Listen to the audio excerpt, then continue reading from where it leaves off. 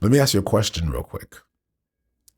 Is if someone kills another person and you say that the penalty is punishable by death, an eye for an eye, and let's say you execute that person, will executing that person in any way pay back for what you've lost? Will executing that person in any way, the death penalty, may give you a short-term satisfaction to say he got what he deserved, but did it ever really pay back what he took? Even the death penalty doesn't do enough to pay back the life that that person may have taken. And if that person had taken multiple lives, that one life can't pay back all the lives that that person took. But somehow we believe, and we take this cheap justice, this cheap comfort of, well, at least he's dead now. Well, he's dead now, but we're still lost. We're still at a loss.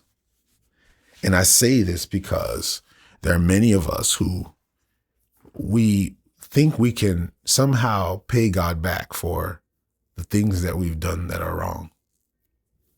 We think somehow we can, man, I've done so many bad things. Let me do as many good things as possible to pay back for all the bad things that I've done. And man, it can be a strong motivator. I've seen many people who are motivated by that. And some have done a lot of good because of the bad that they've done. But deep down in their souls, they still feel this yearning, this angst, this loss, this hole, this gap, this void. Because the reality is you cannot do enough. There's nothing you can do to pay back for whatever it is that you've done. It's in the past. So where does freedom come?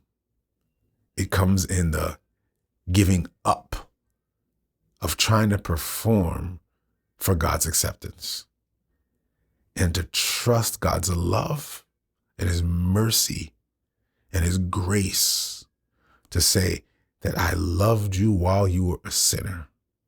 I was your friend while you were my enemy. I gave my life while you were taking everything. I gave you everything.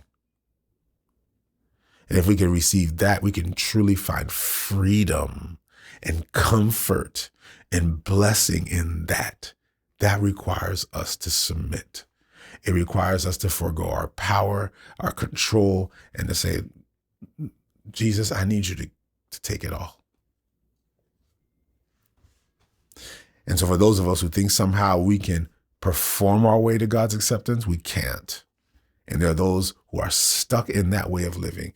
Churches are full of people who are full of shame and full of guilt, who somehow think the more that I do, the more that I do, the more that I do, the more that I'm just going to do more.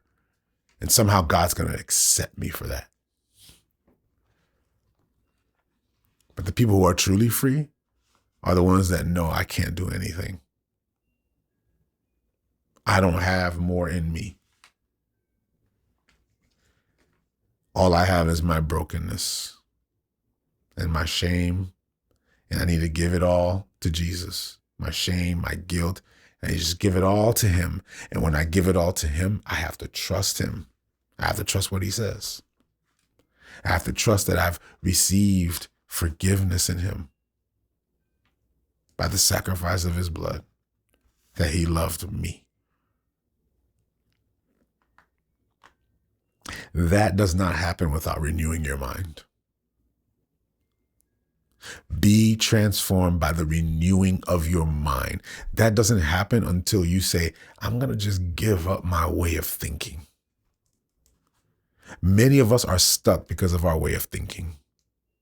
Many of us are stuck because we have a way we grew up that we say, no, life has to work that way. It hasn't worked that way for you for the last 20 years of your life.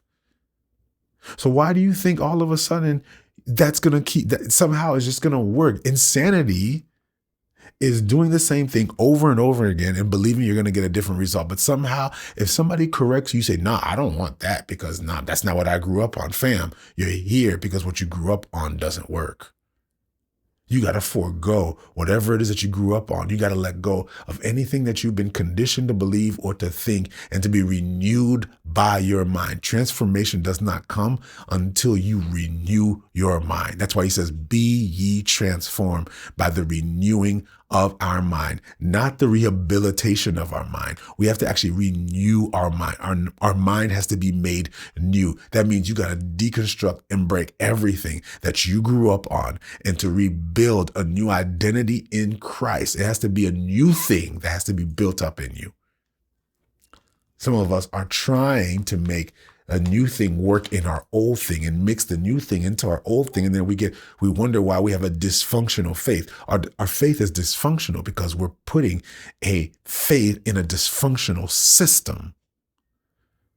Your mindset needs to be changed. You need to be transformed by the renewing of your mind.